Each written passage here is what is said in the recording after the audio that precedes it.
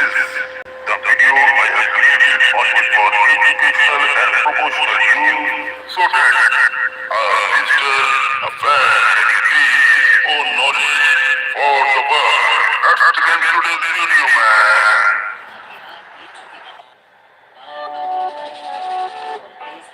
The United States of America, with its rich and diverse history, is home to an extraordinary array of historical sites that tell the story of the nation's past. From grand national monuments to preserved battlefields and humble homes of great leaders, each place provides a view of the cultural, political, and social evolution of the country.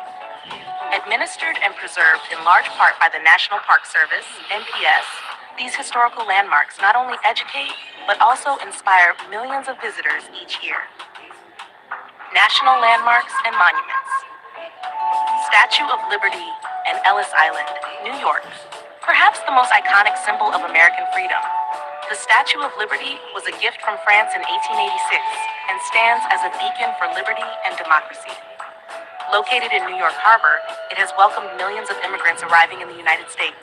Just nearby is Ellis Island, which served as the busiest immigration inspection station from 1892 to 1954. Over 12 million immigrants passed through here, making it a deeply emotional and historical location for many American families. Mount Rushmore, South Dakota. This massive sculpture carved into the Black Hills of South Dakota features the faces of 4 U.S. presidents: George Washington, Thomas Jefferson, Theodore Roosevelt, and Abraham Lincoln. Mount Rushmore represents the ideals of freedom, democracy, and the American dream. It was completed in 1941 after 14 years of work and remains a popular destination for both its artistry and symbolic significance. Lincoln Memorial and Washington Monument, Washington, D.C. The Lincoln Memorial, with its grand Greek temple design and a giant seated statue of Abraham Lincoln, commemorates the 16th president's role in preserving the Union during the Civil War and promoting liberty. Nearby, the Washington Monument, a towering obelisk, honors George Washington, the first president and father of the country. Both sites are part of the National Mall and are central to America's national identity. Independence National Historical Park, Philadelphia, Pennsylvania, known as America's most historic square mile. This park includes Independence Hall, where both the Declaration of Independence and the U.S. Constitution were debated and adopted. Nearby, the Liberty Bell, a symbol of American independence, draws visitors from around the world. Philadelphia's role as the nation's first capital and the cradle of democracy is captured perfectly within this park. Battlefields and military sites. Gettysburg National Military Park, Pennsylvania. The Battle of Gettysburg, fought in 1863, was a crucial turning point in the Civil War. The park preserves the battlefield and numerous monuments dedicated to the soldiers who fought and died there. It is also the site of President Lincoln's famous Gettysburg Address, which redefined the purpose of the war and the nation itself. Pearl Harbor National Memorial, Hawaii. This site commemorates the surprise Japanese attack on December 7, 1941, which led to the United States entry into World War II. The memorial includes the USS Arizona Memorial, built above the sunken battleship, and serves as a solemn tribute to the 2,403 Americans who lost their lives. It stands as a stark reminder of the cost of war and the importance of preparedness. The Alamo, San Antonio, Texas. A symbol of Texan courage and independence, the Alamo was the site of a fierce battle in 1836 between Mexican forces and Texan revolutionaries. Though the Texans were defeated, their bravery inspired others to continue the fight, ultimately leading to Texas's independence. The phrase, "Remember the Alamo," remains a rallying cry for bravery and resistance. Other notable historic sites. Mount Vernon, Virginia, George Washington's home and plantation, offers a glimpse into the private life of the first U.S. president. Located along the Potomac River, Mount Vernon includes restored buildings, gardens, and Washington's tomb. It helps visitors understand the complexities of Washington's leadership, personal life, and his views on slavery and nation building. Colonial Williamsburg, Virginia, this living history museum recreates life in an 18th century American town. Actors in period costume portray real historical figures, allowing visitors to witness colonial-era politics, trades, and daily routines. Williamsburg was once the capital of the Virginia colony and played a key role in early American governance and education. Martin Luther King Jr. National Historical Park, Atlanta, Georgia. This site includes Dr. King's birth home, Ebenezer Baptist Church, where he preached, and his final resting place. It honors the life and legacy of the civil rights leader who led nonviolent protests against racial inequality and helped change the course of American history. The park serves as both a tribute and a call to continue the work for justice. Mesa Verde National Park, Colorado. Unlike many man-made historical sites, Mesa Verde preserves the ancient cliff dwellings of the ancestral Puebloans, who lived in the area from approximately 600 to 1300 CE.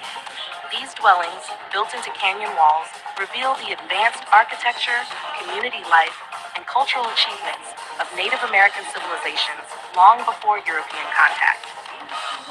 Historical preservation in the USA. The National Historic Landmarks, NHL program, managed by the National Park Service, NPS, plays a critical role in identifying and preserving America's most important historical places. These landmarks are recognized in national significance, while the National Register of Historic Places, NRHP, includes over 80,000 properties significant at the local or state level. The process of designation involves rigorous criteria.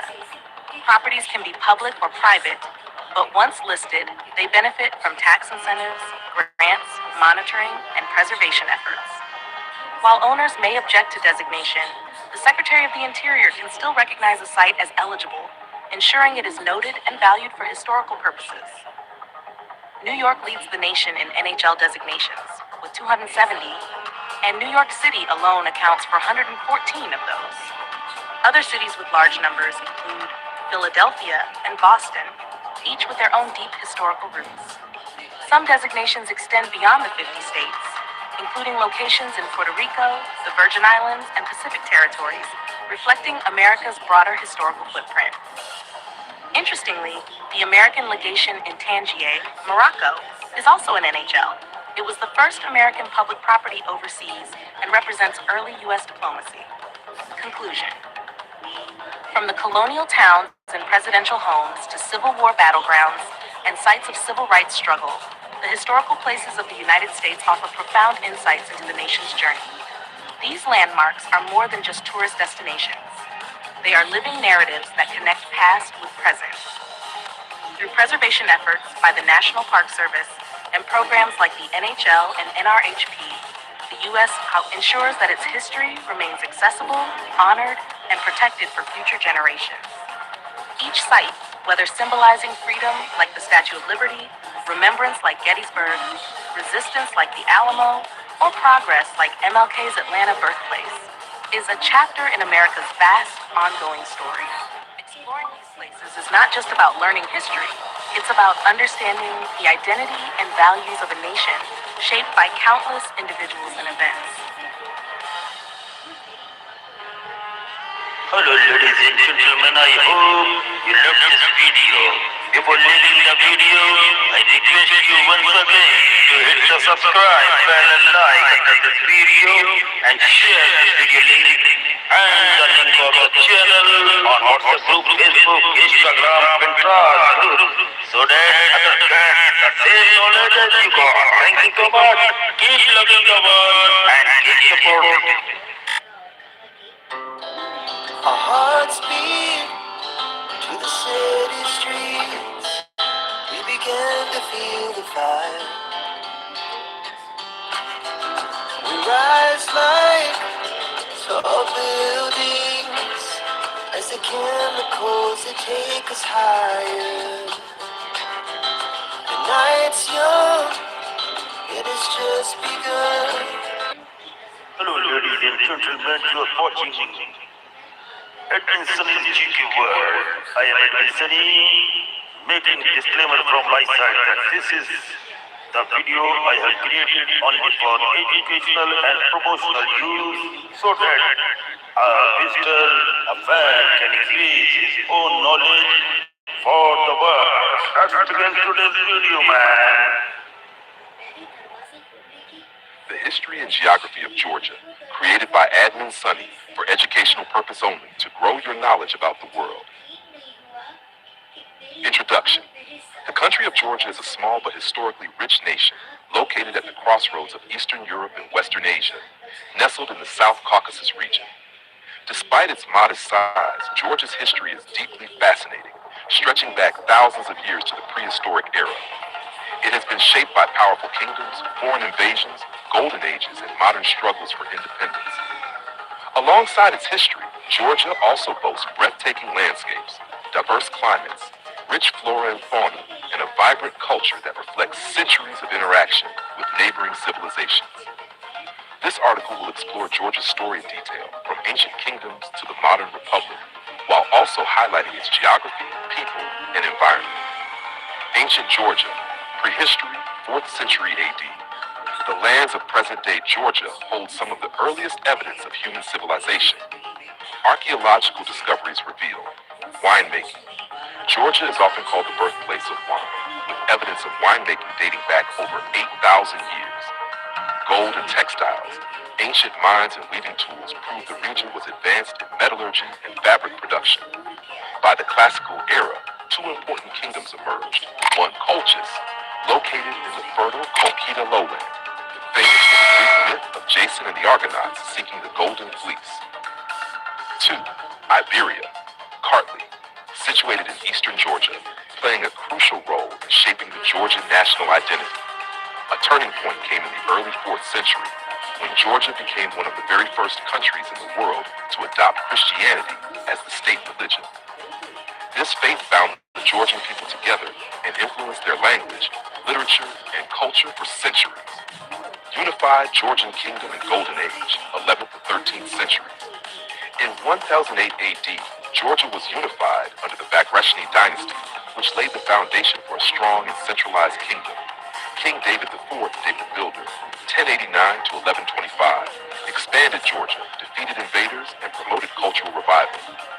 Queen Tamar the Great, 1184 to 1213, one of the most celebrated rulers in Georgian history, oversaw the peak of Georgia's golden age. Under her reign, Georgia expanded its borders, fostered trade, built magnificent churches and fortresses, and became a center of art and literature.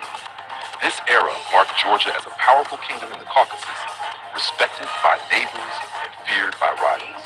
Decline in foreign domination, 15th to 19th centuries. From the 15th century onward, Georgia's power began to decline due to both internal divisions and external threats.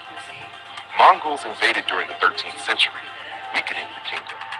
Later, the Ottoman Empire and Persian Empire competed for influence, often dividing Georgia into smaller, weaker principalities. By the early 19th century, unable to resist stronger powers, Ladies and gentlemen, I'm sure that you are getting good knowledge about the world and keep on enjoying. Only one thing I want, just hit the subscribe button like below this video.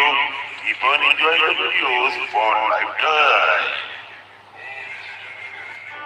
Georgia gradually came under the control of the Russian Empire. In 1801, eastern Georgia was officially annexed, followed by other regions in later years. Brief independence in Soviet era, 20th century. The 20th century brought dramatic changes. After the Russian Revolution, 1917, Georgia declared independence in 1918 and established the Democratic Republic of Georgia. However, this freedom was short-lived. In 1921, the Red Army invaded, and Georgia was incorporated into the Soviet Union. During the Soviet era, Georgia developed industries, education, and infrastructure, but political freedoms were suppressed. Modern Georgia, 1991 present. As the Soviet Union collapsed, a strong independence movement emerged in Georgia. On April 9, 1991, Georgia declared independence. Since then, the country has faced significant challenges. Internal instability in the 1990s. Conflicts with Russia, particularly in Abkhazia and South Ossetia, regions that remain disputed to this day. Despite these challenges, modern Georgia has rebuilt itself as a democratic nation, aiming for closer ties with Europe and the West while preserving its unique traditions. Physical geography of Georgia. Although small, Georgia's geography is incredibly diverse. Relief and terrain: Kolkita lowland, west, fertile plain, historically Colchis, rich in agriculture. Caucasus Mountains, north, snow-covered peaks, natural defense barrier. Lesser Caucasus, south, rugged highlands. More than one-third of Georgia is covered with forests, while rivers and gorges create dramatic landscapes. Climate. The climate varies by region. Western Georgia, humid subtropical, with warm winters and heavy rainfall, 40 to 100 inches annually. Eastern Georgia, more continental, with drier winters and hotter summers. High mountains, alpine climate, with snow and ice year-round above 11,000 feet. Soils: the Kolkita lowland has rich alluvial soils, perfect for crops like citrus and tea.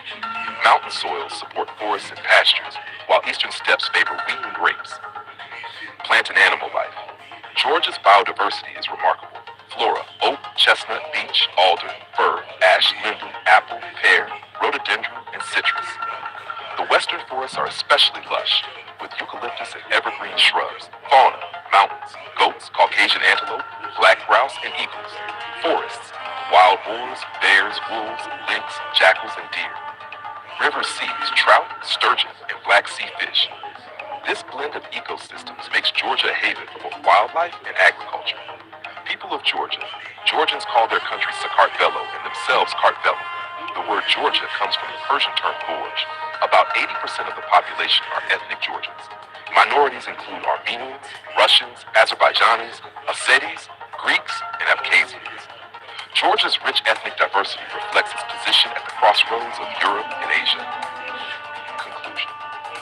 The history and geography of Georgia offer a perfect example of how a small country can have a vast and influential past.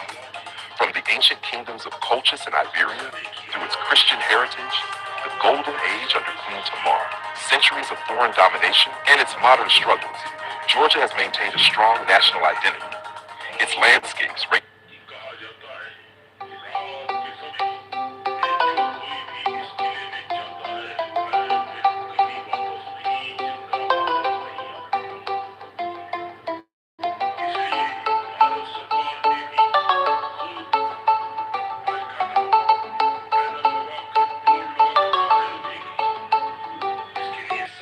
from Black Sea shores to snowy Caucasus peaks, add natural beauty to its cultural wealth.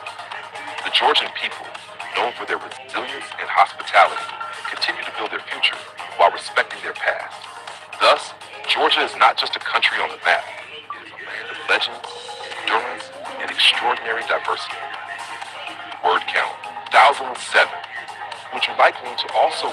Hello ladies and gentlemen, I hope you love this video.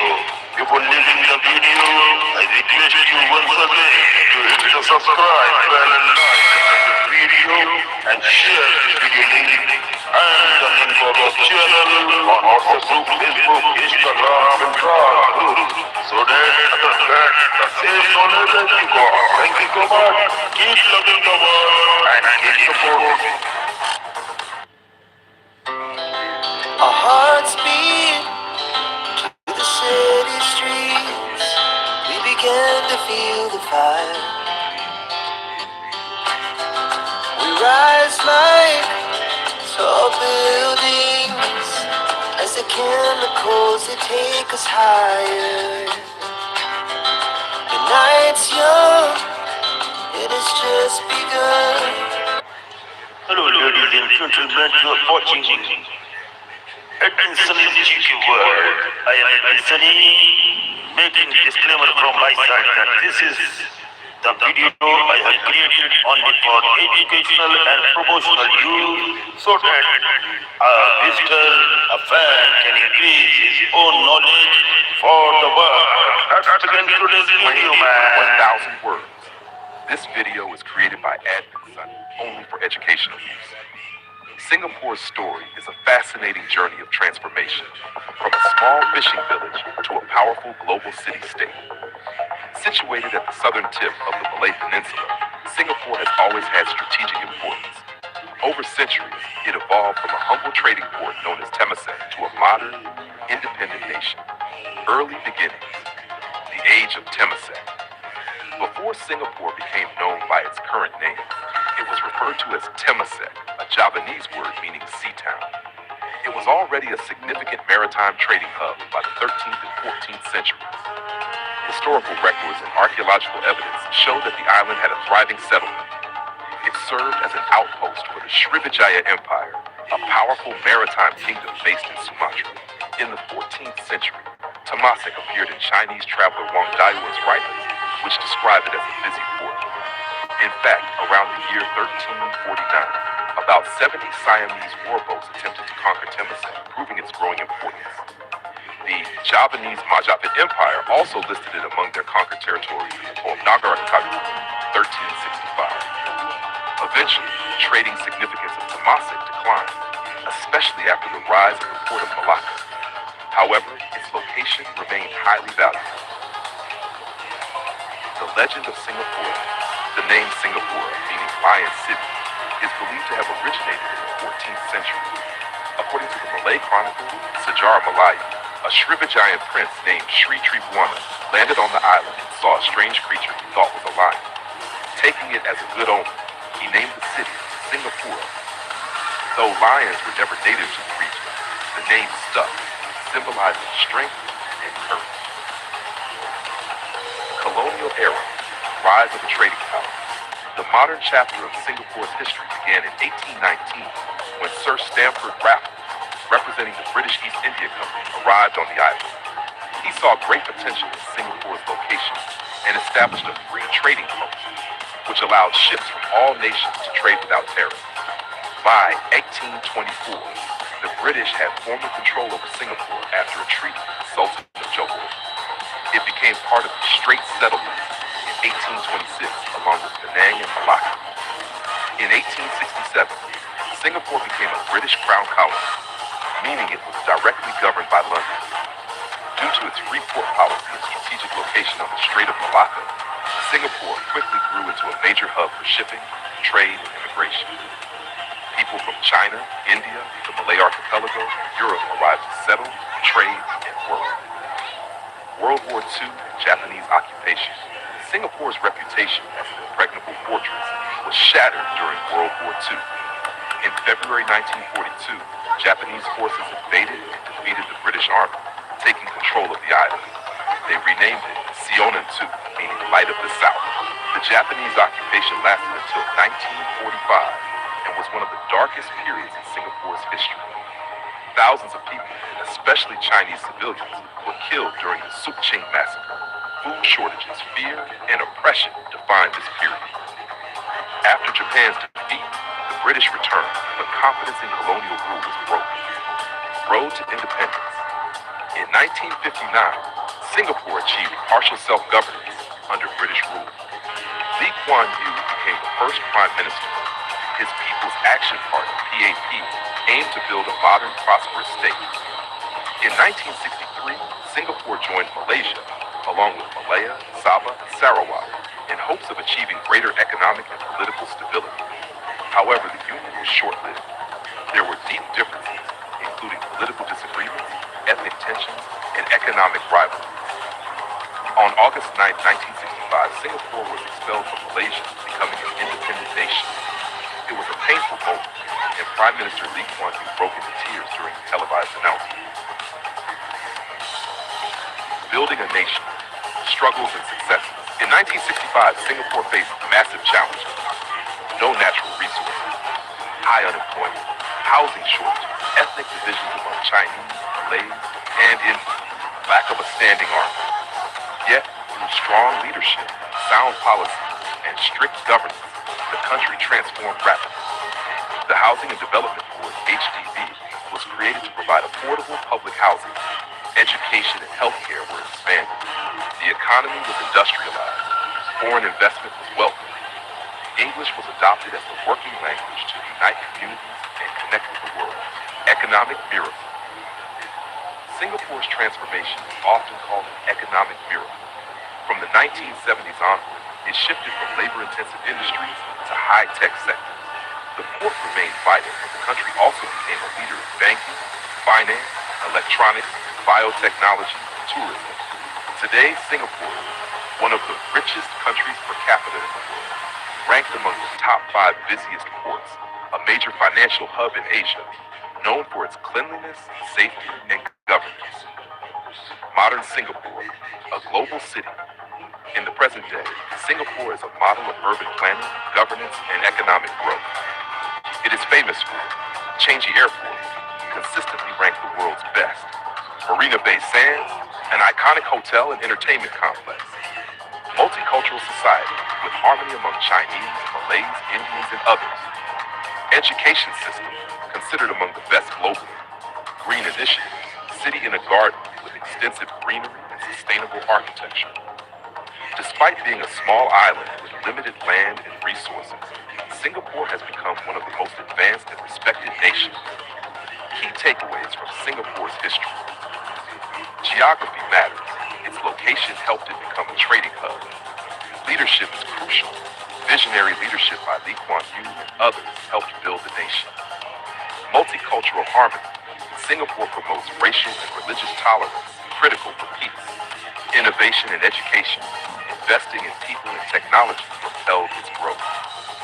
Final words, from a fishing village to a colonial port, from war-torn occupation to a powerhouse economy, Singapore's history is a story of resilience, transformation, and hope. This educational video was created by Admin Sunday to help you understand how a small island with big dreams became one of the most successful countries in the world. Don't forget to click subscribe and the bell icon so you never miss our upcoming educational videos. Also, share this video link in your WhatsApp groups, school groups, and with friends and family. Thank you for watching. Hello ladies and gentlemen, I hope you loved this video. Before leaving the video, I request you once again to hit the subscribe button and like under this video and share this video link and the link of the channel on WhatsApp group, Facebook, Instagram, Pinterest groups so that others get the same knowledge as you got. Thank you so much. Keep loving the world and keep supporting. Our hearts beat to the city streets. We began to feel the fire. We rise like tall buildings as the chemicals that take us higher. The night's young, it has just begun.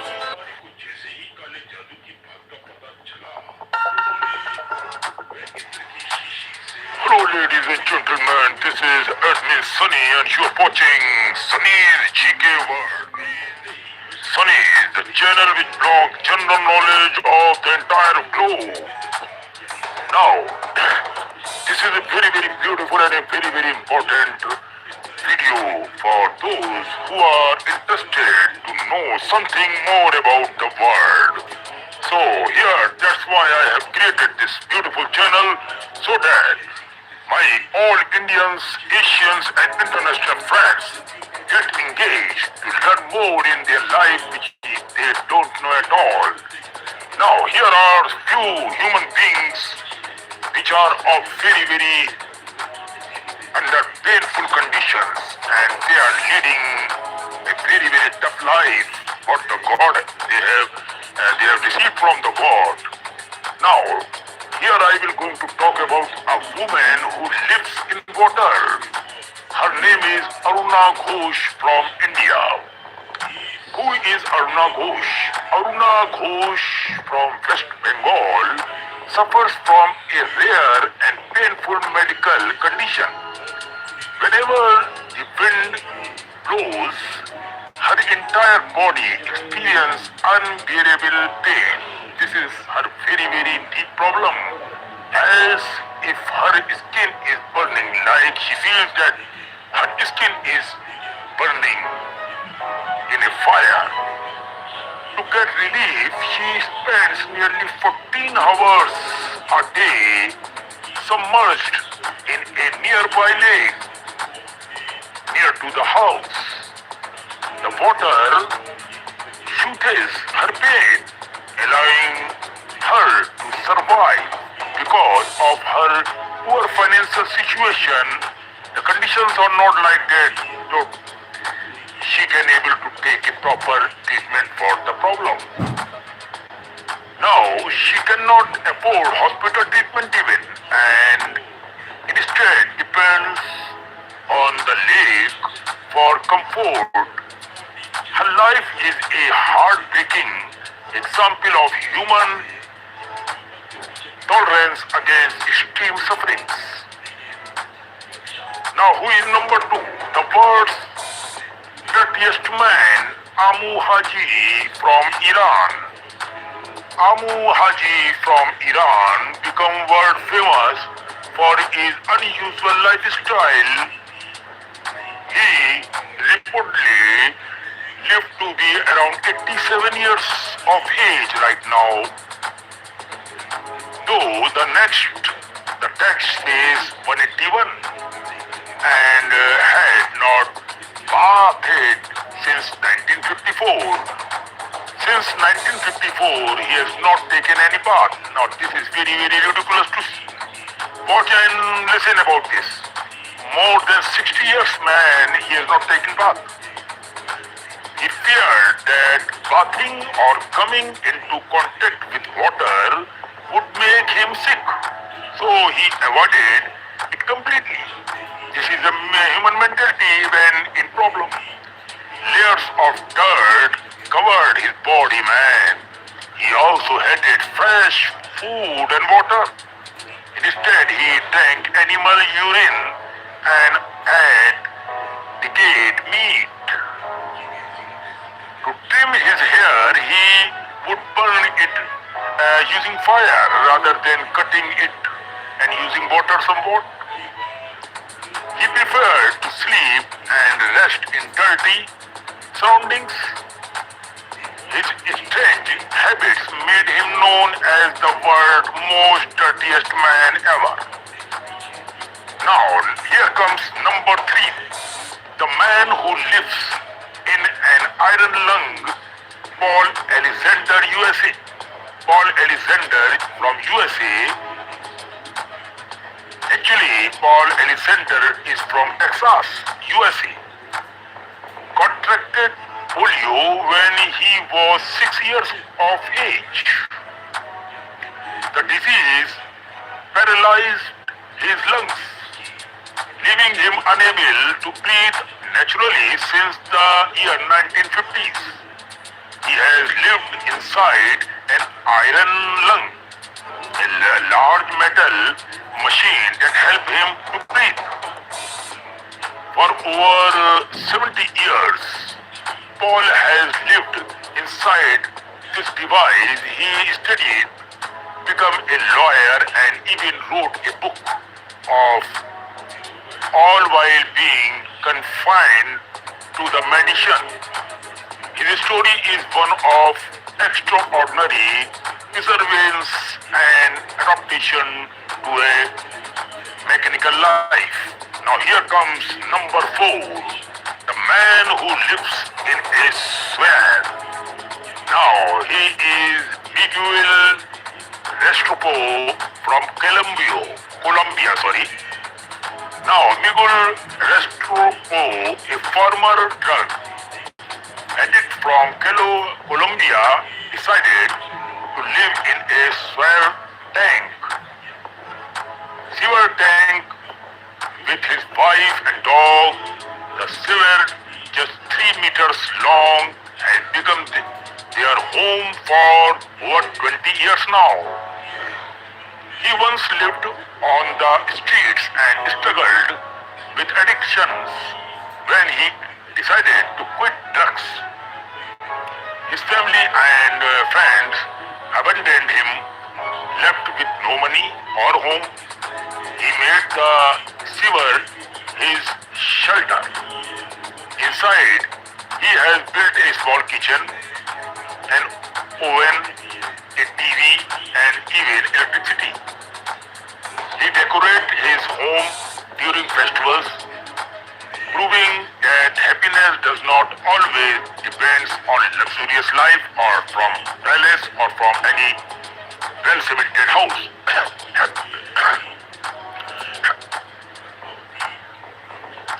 Happiness can come from many other places also, if you are satisfied. Now here comes number 5, the man who raised his hand for 47 years. Sadhu Amar Bharati from India. Sadhu Amar Bharati, a Hindu holy man from Delhi, has kept one hand raised above his head since 1973, over 4 decades. He took his vow as a form of devotion to Lord Shiva and as an act of renunciation from worldly attachment. Due to keeping his hand raised for so long, the muscles have withered and the arm has become stiff and stuck in position. It's a painful but powerful symbol of his faith and spirituality towards Lord Shiva. Now here comes number 6, the man who has not cut his hair in 50 years. Since 50 years, he has not cut out his own hairs. Tran Van He from Vietnam. Tran Van He from Vietnam avoided cutting his hair for 50 years because he believed he would fall ill or may die if he did it. Very, very ridiculous all these things to hear that if you cut your hair you may die. What type of thinking is this?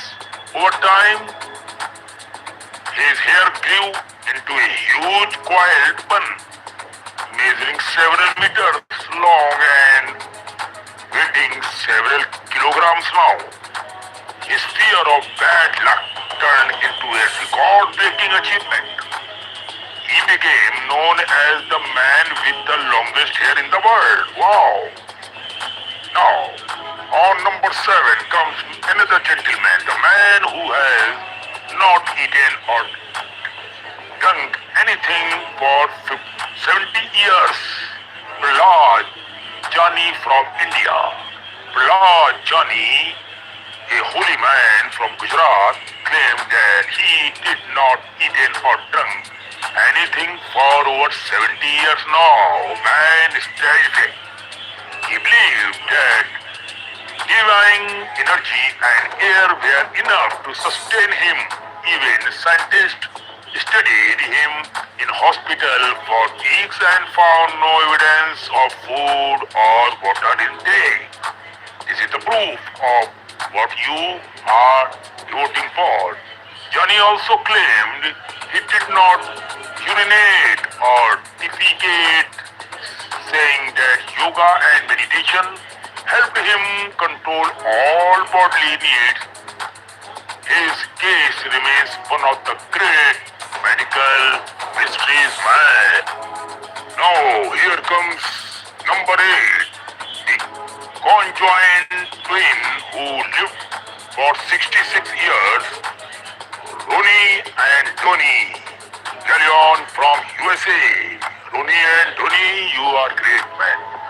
Ronnie and Tony Gallion were conjoined twins born in the US, United States. They shared the same abdomen and lower body.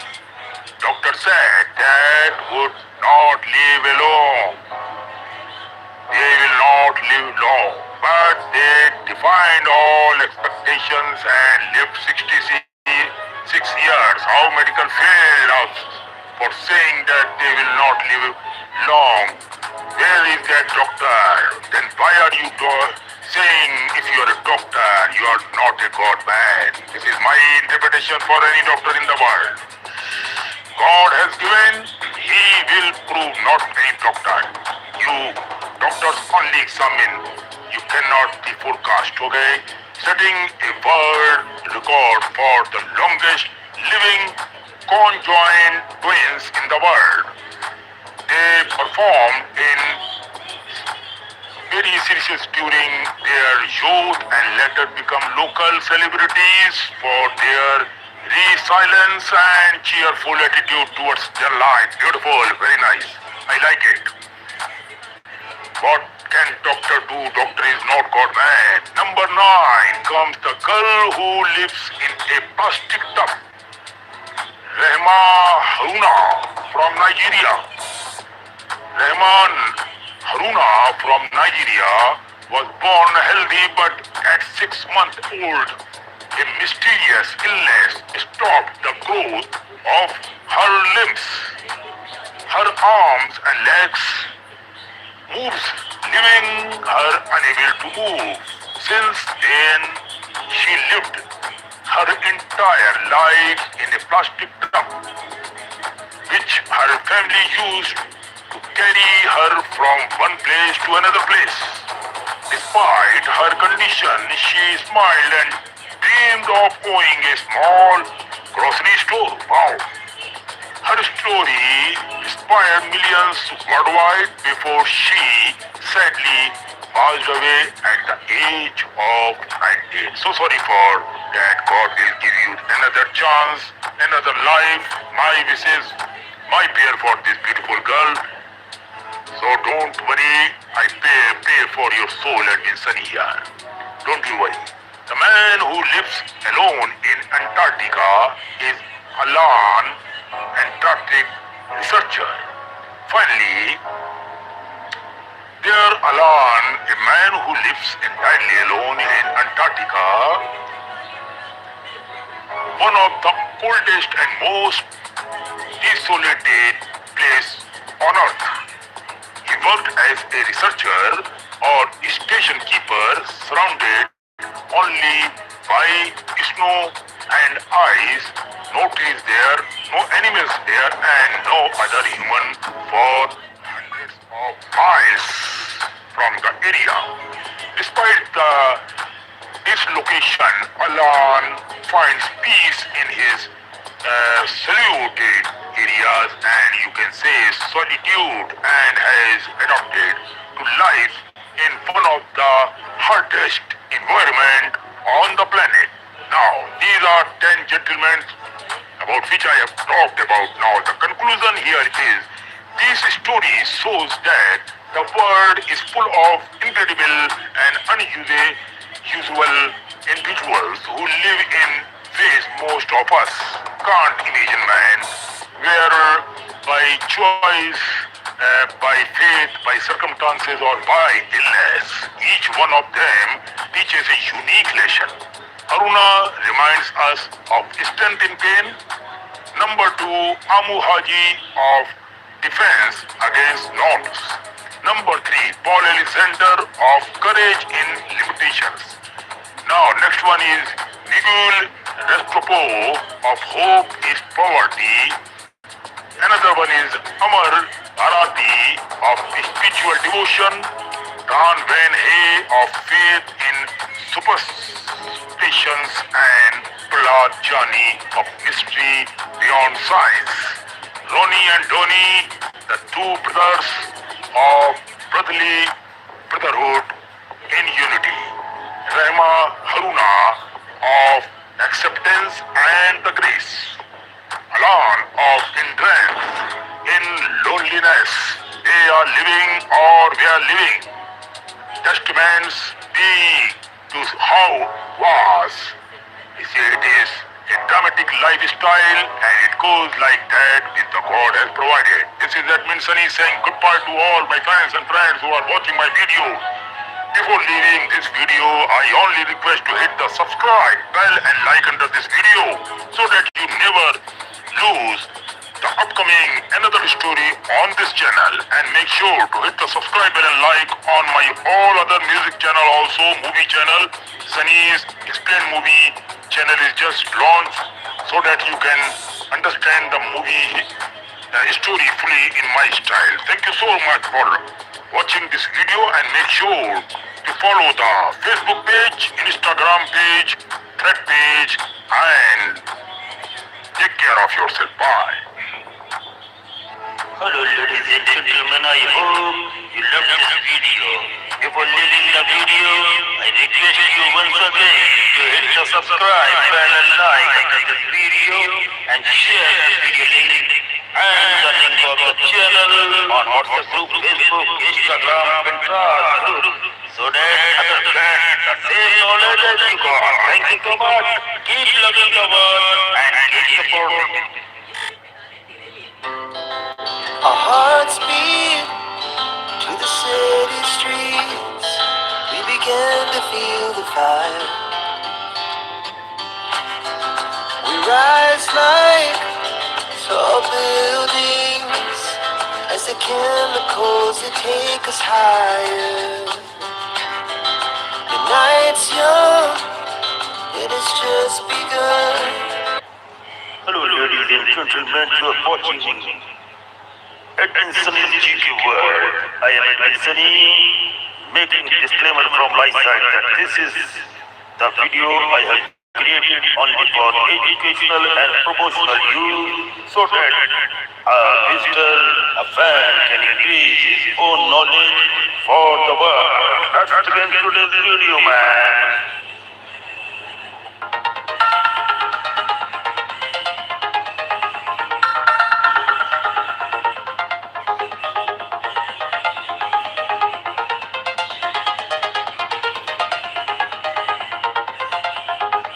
Architecture, purpose, and cultural significance.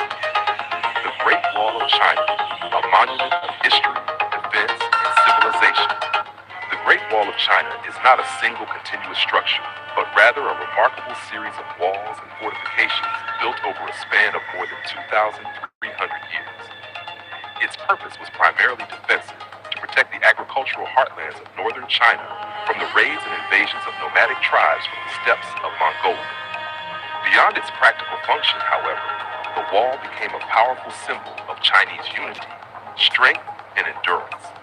Declared a UNESCO World Heritage Site in 1987, it remains one of the most iconic landmarks of human civilization. Early construction, fragmented walls of warring states, 7th century BCE to 3rd century BCE. The story of the Great Wall begins in the 7th century BCE, when China was divided into small rival kingdoms. These states were constantly threatened not only by each other, but also by nomadic groups from the north, such as the Dong and the Xiongnu. Chu State, one of the first to build defensive barriers. It created the so-called Square Wall, designed to protect its northern capital and territory. Qi State constructed large defensive embankments using rivers, hills, and man-made walls. The Qi Wall stretched to the Yellow Sea, built with tamped earth and stone.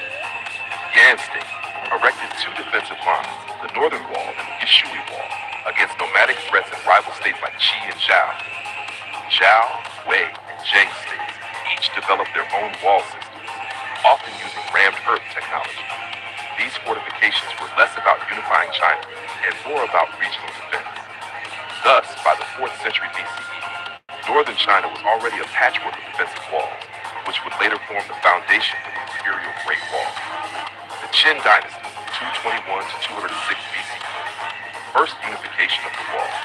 When Qin Shi Huang, the first emperor of China, unified the warring states in 221 BCE, he faced the challenge of securing his northern frontier from the fearsome Xiongnu. He ordered General Meng Tian to connect and extend the existing walls of Yan, Zhao, and Qin into a single defensive system. This created what was known as the 10,000 Man Wall, about 5,000 kilometers. The construction relied on rammed earth, stones, and forced labor. Millions of conscripted peasants, soldiers, and prisoners worked under harsh conditions. Countless lives were lost. Although this Qin Wall was monumental, it quickly fell into disrepair after the dynasty collapsed in 206 BCE. Still, Qin Shi Huang set the precedent for future dynasties to maintain and expand the wall. The Han Dynasty, 206 BCE to 220 CE, the Wall and the Silk Road. The Han Dynasty, especially under Emperor Wu, 141 to BCE, revived the wall to defend against the Xiongnu and to protect the emerging Silk Road trade network. Construction stretched westward across Gansu and Xinjiang, reaching as far as Lop Nur. New techniques included beacon towers every 5 li, about 2 kilometers, watchtowers every 10 li, and garrisons every 30 li. The wall not only provided security, but also regulated trade, migration, and taxation along the Silk Road. During this time, the wall became both a military barrier and an instrument of economic control. From the northern dynasties to the Yuan dynasty, 3rd to 14th century. Over the next 1,000 years, different dynasties modified and repaired the wall depending on military needs. Northern Wei, 386 to 534 CE, built long stretches to defend against Yuan and Khitan tribes. Northern Qi, 550 to 5577 CE, carried out massive construction projects with over 1.8 million workers, extending the wall nearly 900 miles. Sui Dynasty, 581 to 618 CE, ordered 7 major repairs in less than 40 years.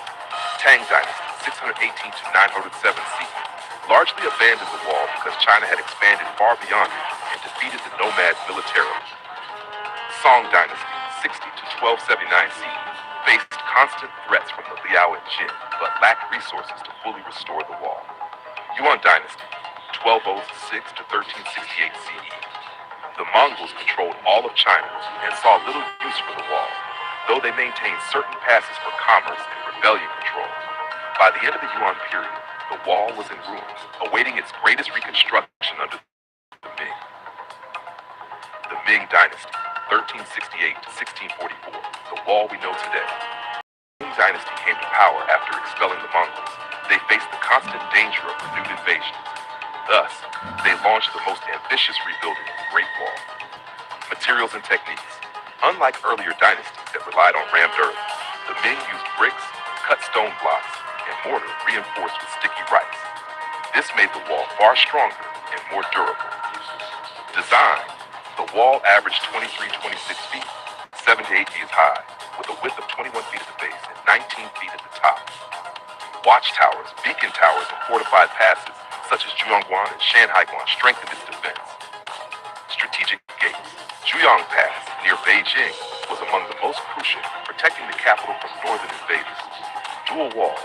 In many places, the Ming built inner and outer walls, creating layers of defense. It is estimated that over 8,000 miles, 13,000 kilometers of walls, including natural barriers, towers, and trenches, were maintained during the Ming. Much of what tourists see today, battling Mutianyu scimitar, dates back to this era. Qing Dynasty, Qing 1844 to 1911, decline of the wall. The Manchu rulers of the Qing Dynasty did not emphasize the wall as much as the Ming. Instead, they followed a strategy of diplomatic integration and alliances with Mongols and Tibetans. As the empire expanded deep into Central Asia, the wall lost much of its military significance. It gradually decayed, though certain sections were repaired for local defense and symbolism. Has structure and features of the Great Wall.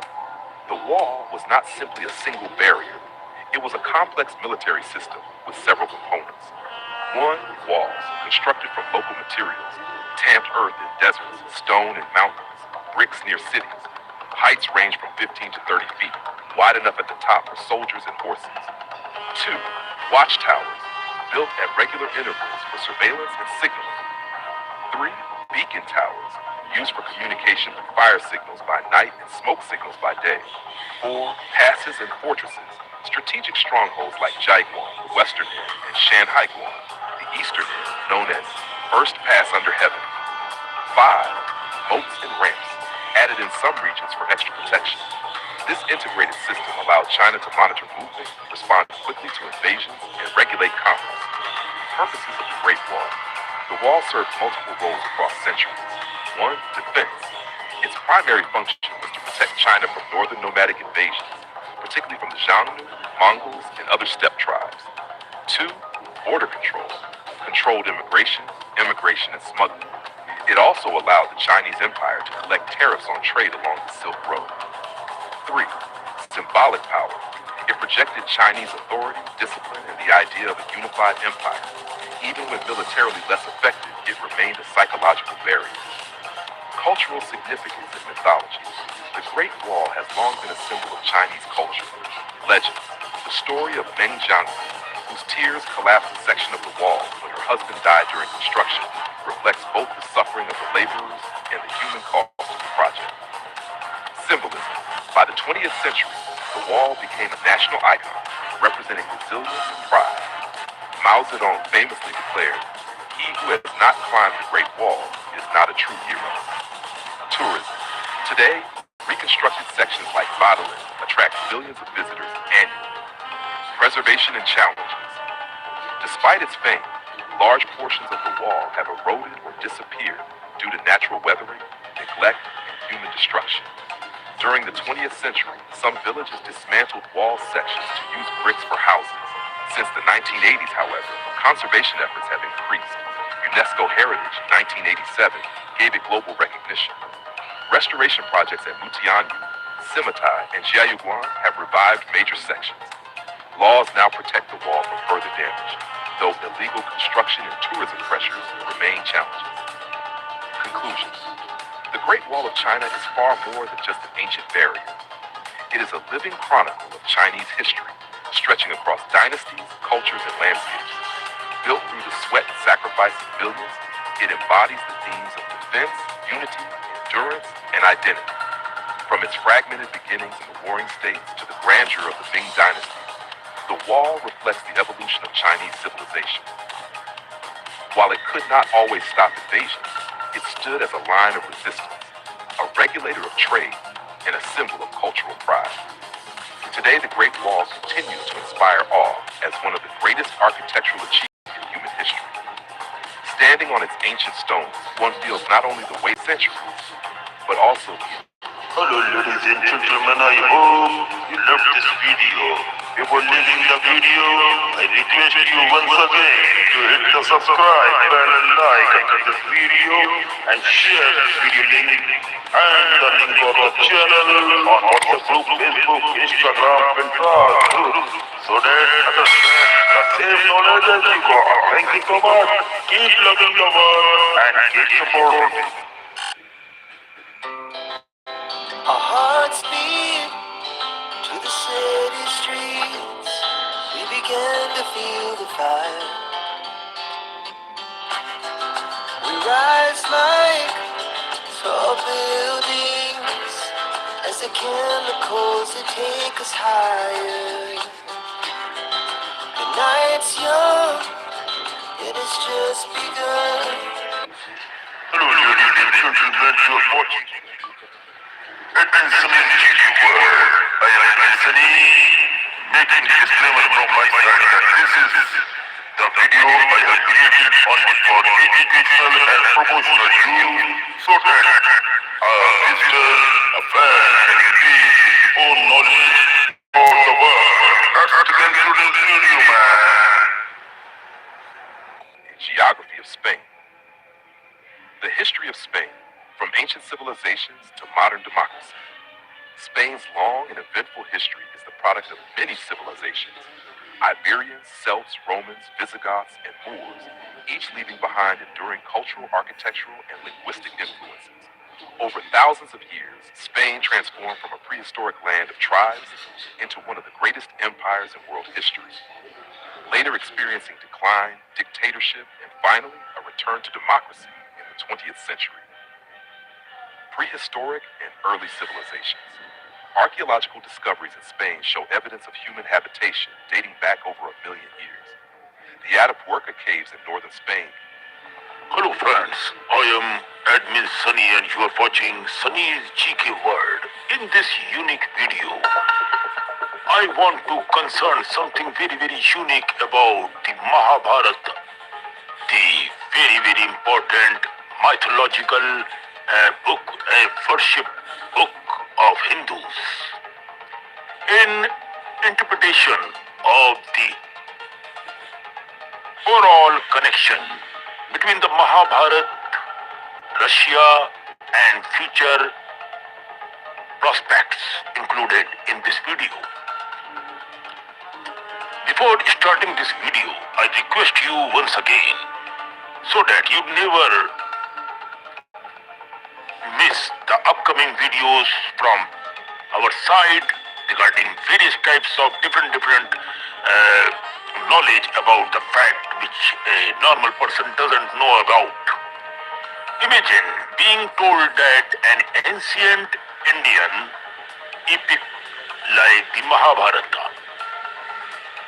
secretly mentions a modern nation such as Russia, and that this reference appears to alien, uncannial with today's geopolitical realities.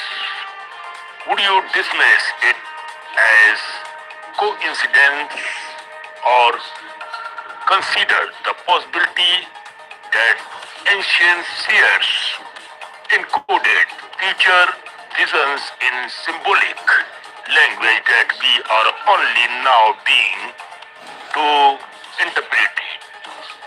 This idea forms the foundation of a growing narrative that links Hindu sculptures, propitious and modern global conflicts. This decision is not meant to glorify any nation or promote fear, but to explore a belief system that calms religion, wars, and destiny stand on the same timeline.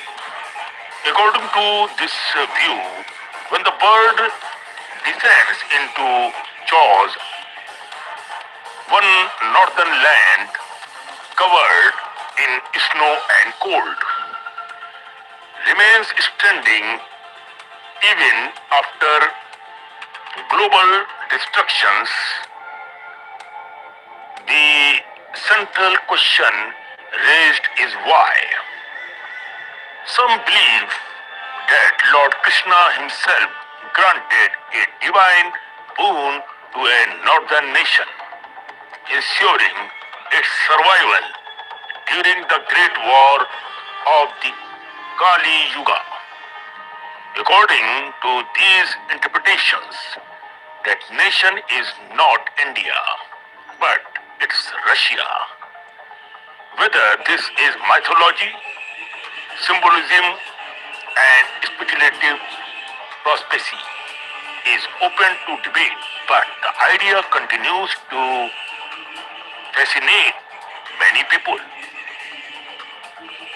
The Mahabharata and its global references, what are they?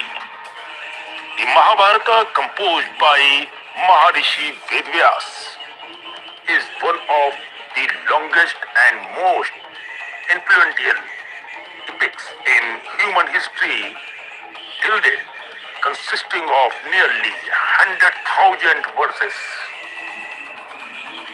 It is often called the fifth Ved, but people don't know, and narrates the great dramatic war between the Pandavas and the Kauravas. Beyond warfare, it explores philosophy, duty, morality, and the nature of time. Traditionally, the epic is associated with the Indian subcontinent. However, some scholars and interpreters argue that it also references distant regions and kingdoms. In the Sabha Parva Book of Assembly Hall, particularly chapter 51, a list is given of kings who attended Yudhishthira Rajasuria Yagna. Among these names is a region described as Rosha or Rusa, Rusa or Rosha.